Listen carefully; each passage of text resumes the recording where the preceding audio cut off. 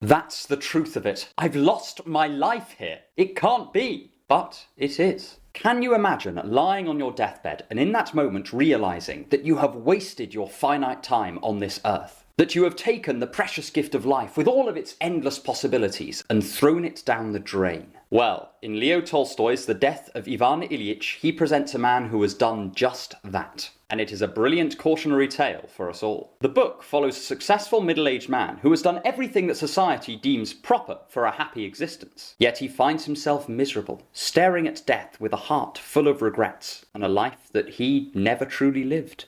Get ready to learn how we unconsciously adopt the desires of others, how grace, decorum and authority will never add up to fulfillment, and how we should all bear in mind at every second of every day that we will all soon be dead. As always, I encourage you to read Tolstoy's novella for yourself to get your own interpretation, as I'll only be able to cover a small fraction of the themes here. And, of course, spoilers ahead. So, let's discover how not to live, according to this great Russian novelist. 1. Memento Mori. The Stoic philosopher Seneca used to advise his students and friends to bear in mind at all times that they were mortal, that one day everything they love or hate or feel will be snatched from them in a moment, and they will cease to exist. St. Augustine said a very similar thing when he advised Christians not to assume that they would live another day, and so to get their spiritual affairs in order now, rather than put it off. But why did these thinkers constantly re-emphasize what is, ultimately, a rather obvious fact? Of course, we all know we're going to die. It is impossible not to notice it. The answer, in my opinion,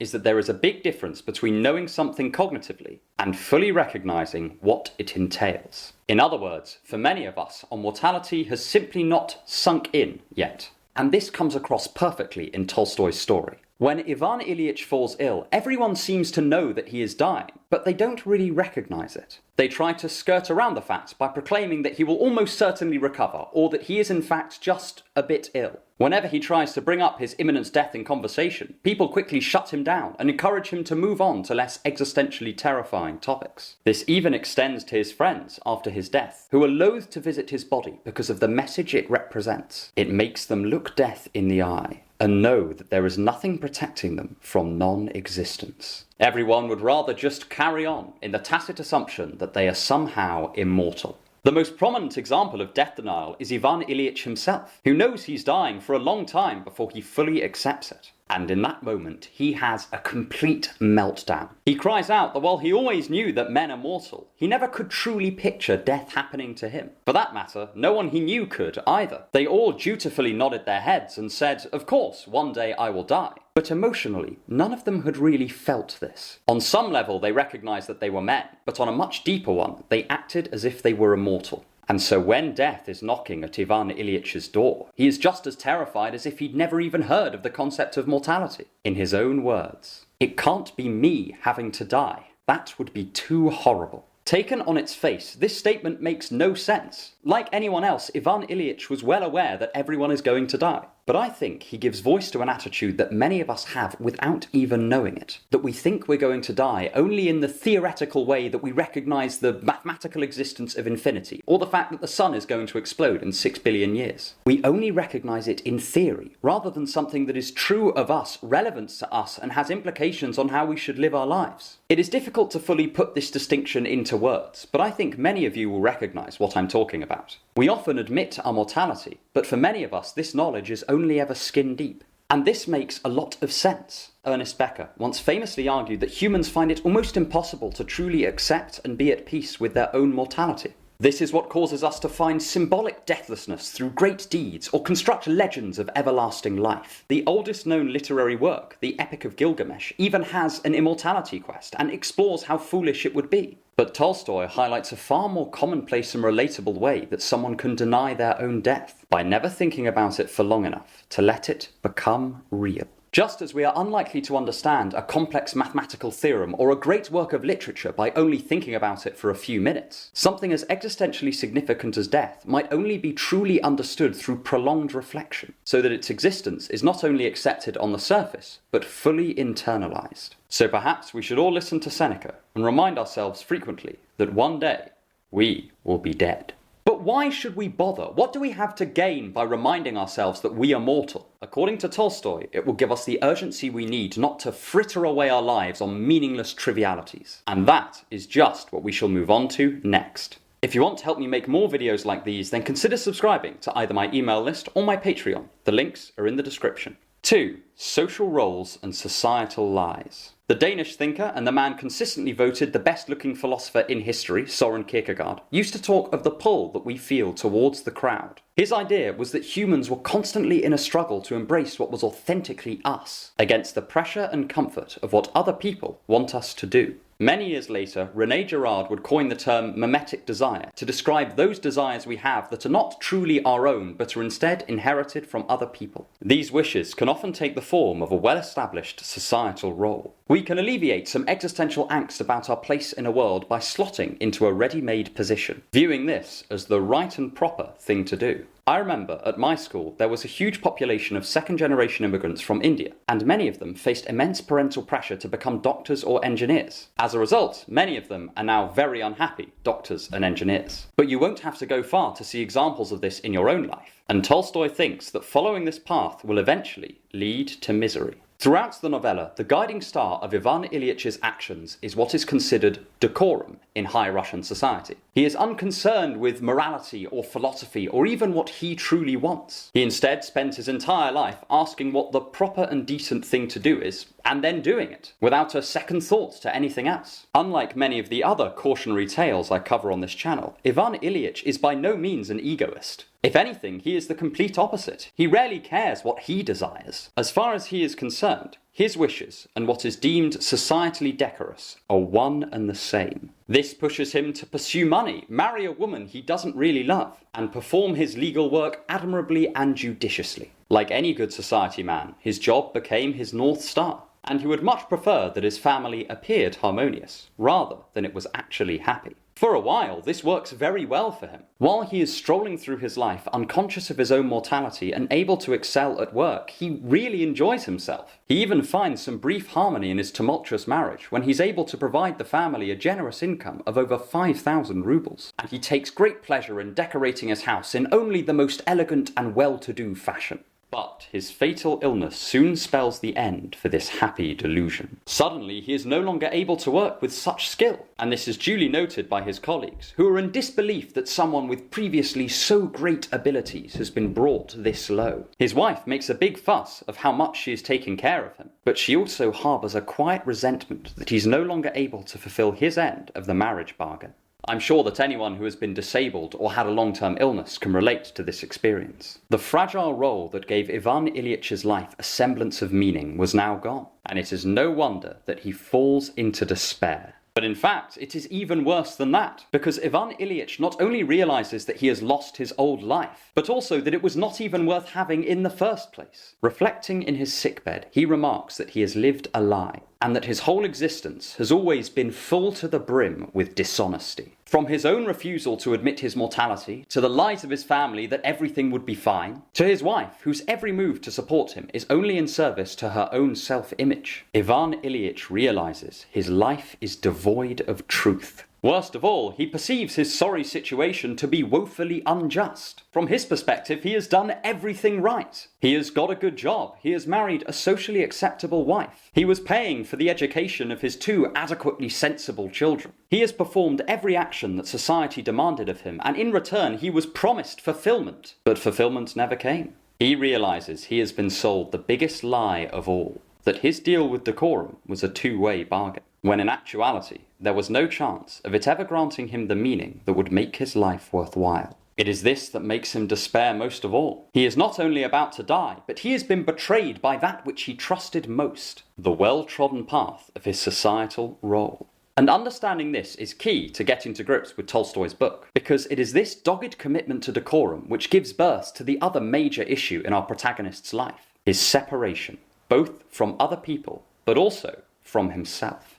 3. Alone in public. Have you ever been in the company of others, yet at the same time felt inexplicably lonely? You might be at a party, or at work, or amongst friends and family, when suddenly you are taken out of the moment, and it's like you're seeing the world through a thick layer of glass. This experience has been described in many words, but the one I like most is alienation. It encompasses this idea of being othered from the world around you, and how it prevents you from forming genuine connections with other people, no matter how hard you try. There are undoubtedly numerous and varied causes for alienation. From exhaustion to the stress of material deprivation, there is no end to the things that can make us feel detached from the world. But Tolstoy points the spotlight at a very common reason for this terrifying feeling: living inauthentically. A lot has been written on what authenticity actually means, and I don't want to delve into this debate here. Instead, I will just define it loosely as being honest with yourself and others about your desires, qualities, and values. There are many ways that we can become inauthentic: through insecurity or narcissism, or, like Ivan Ilyich, through living for what is respected rather than what we actually want. But however this inauthenticity comes about, it makes for an empty and lonely existence for anyone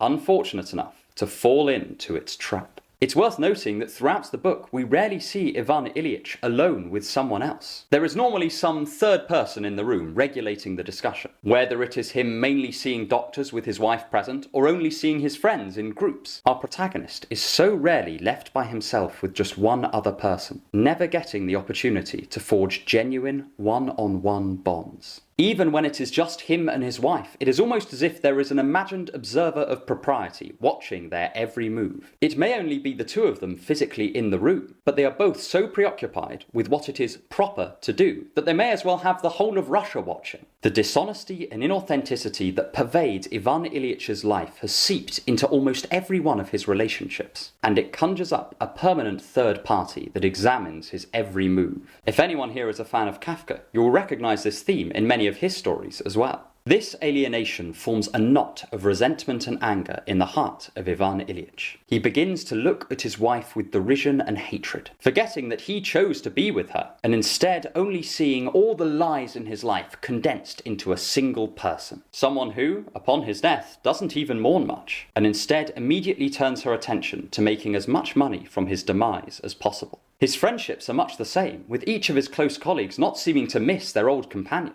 but instead moaning about their societal obligation to pay their respects at his old home. With friends like these, our protagonist requires no enemies, and it is no wonder that he turns bitter and hostile at all his so-called loved ones. If only he could see it was a problem of his own making. The only exception to this is a servant named Gerasim, since he is the only one who is honest to Ivan Ilyich, and who Ivan is honest to in return. Whereas everyone else denies his imminent death, Gerasim acknowledges it openly, without a hint of shame. Whereas everyone else expects him to maintain appearances, Gerasim happily helps Ivan Ilyich maneuver into the position he finds most comfortable, and keeps him company through long and painful nights, sharing straightforward conversation, free from the pretense of his other connections. Ironically, it is this almost total stranger that Ivan Ilyich grows closest to in his final months, since he sees Gerasim as the only part of his life free from lies, the only person he does not feel alienated from. But most tragically of all, Ivan Ilyich is not just alienated from other people, but also from himself. Through his steadfast attachments to the opinions of Russian high society, he had never stopped to ask what he desired or what qualities he wished to cultivate. He is constantly acting in what Jean-Paul Sartre would call bad faith, giving up his freedom and authenticity in exchange for the empty comforts of a societal prescription. But in his commitment to this, Ivan Ilyich has never learnt a thing about himself, and as a result, he is still forced to play his role in death, twisting his behaviour to make everyone else comfortable,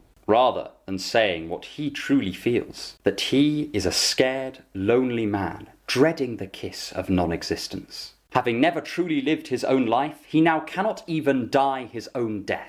And all of this torment, this separation from other people and from himself, erupts at the end of the novel, when Ivan Ilyich lets out a primal scream that does not let up for 3 whole days. In a final act of rebellion against the injustice of his meaningless death, the dishonesty that pervades his life, and his derision at the social role he had held so dear, Ivan Ilyich reasserts his individuality on the world by letting out such a blood-curdling scream that it's said to disturb people many rooms away. He is finally being honest, and refusing to be ignored. And he only eventually finds some relief when he recognises his lifelong error. In his quest to become Russian society's proper man, he never became himself. He accepts he has made a mistake, and finds this brief moment of authenticity before his lights are snuffed out. In his last moments, he can say one honest thing to himself, that he was wrong, and he wasted his life as a result. It is a really touching exploration of how alienation can bring someone to their knees. But for me, the most biting part of Tolstoy's message is yet to come. Its seeds are planted at the beginning of the novel, but its true significance is only realized at the very end. 4. The World of Ivan Ilyich. Surprisingly for a novel that bears his name, the first scene does not feature Ivan Ilyich at all. It focuses instead on a few of his colleagues and how they react to his friend's untimely demise. And in this prologue, we see how all of Ivan Ilyич's faults, all of the things that brought him such misery and made his life so empty, they can all be found in us. We follow the response of one Pyotr Ivanovich to his friend's death. His first reaction is very telling. He immediately thinks about how this will affect him at work and concludes that it will benefit him. He then becomes slightly irritated as he realizes all the tasks he will have to do to commemorate the death, not least of which is visiting Ivan Ilyич's house and checking on his widow. But, like any good society man, he does so anyway. And once he gets there, he immediately starts wondering what the proper thing to do here is, settling on just repeatedly making the sign of a cross. It's hard to go wrong. He never expresses genuine grief or sadness at his friend's death. And while we might interpret this as Tolstoy highlighting the selfishness of mankind, I think there's a subtler message. The fact is, just like Ivan Ilyich, Pyotr Ivanovich's true desires are completely hidden, both to us, but more importantly, to him. It is proper to prioritize work, so he does. And it's proper to visit his friend's body, so he does. It is impossible to tell whether he is being selfish or grieving or both, because he is an automaton of societal pressures rather than a free agent. We see the tragedy of Ivan Ilyich playing out again in Pyotr Ivanovich. He even displays Ivan's death denial, as he cannot stand to be around the body for too long, and he dreads hearing about his final hours, screaming in agony until his spirit finally gave out. In his own words, the thought of the suffering endured by a man he had known so well left Pyotr Ivanovich with a feeling of horror. So he leaves the house as quickly as possible, eager to evade the air of death that infects his friend's former home. But a single thought breaks through to his conscious mind. 3 days and 3 nights of horrible suffering and then death. Just think, it could happen to me at any time. At first, this might seem to be a depressing realization, sure to send him into an existential crisis. But in the context of Tolstoy's book, it is the opposite. This is the first step to Pyotr Ivanovich not making the same mistake as his old friend. He ends the day significantly more conscious of his mortality than he began it. And Tolstoy dangles a potential future in front of us where he learns from this and starts to slowly wrest his soul back from the tyranny of what he ought to do, learning to balance this with what he wants to do, adding authenticity back into his life. Of course, we will never know if any of this came to pass. But I think, in his decision to open the book by focusing on how another person is battling with the same struggles as Ivan Ilyich, Tolstoy communicates a powerful message. He reaches out from within the pages, slaps us round the face, and lets us know that this is not just a story about a Russian bureaucrat who's wasted his life. This is about us. We have every potential to turn into Ivan Ilyich ourselves. There may come a day, probably one where we have settled into a stable routine and have followed the societal scripts to the letter, that we will come to the sudden realization that we are not living our own lives. We might be sitting on the train to work, or sat at the dinner table with our family, or at the pub with some friends, and our minds will suddenly give us an existential jolt. It will dawn on us that we are unsatisfied with our lives, and that the chance to change them is receding further and further into the distance. We will realize we only have a finite number of days on this planet, and that we have wasted a huge proportion of them already. We will be filled with panicked urgency and fall into an existential crisis. If we're lucky, it won't be too late to alter our fate. I don't know about you, but I live in fear of this day arriving, and I pray it never will. But through his novel, Tolstoy brings to life all of these creeping dangers of existence that are so easy to ignore. He points to the hourglass of our life slowly draining its sand, and to the lies we tell ourselves about who we are and what we want. He lets us know that living this way is a Faustian bargain. It may bring us good fortune in the short term, but that is a Pyrrhic victory. For in the end, we sacrifice our long-term happiness at the altar of momentary certainty. So perhaps we should all pay a bit more attention to our own mortality and how to most honestly use what little time we have left. And if you want to explore some of these ideas about authenticity and self-construction further, then check out this video to learn why Sartre coined the phrase, "Hell is other people." And stick around for more on thinking to improve your life.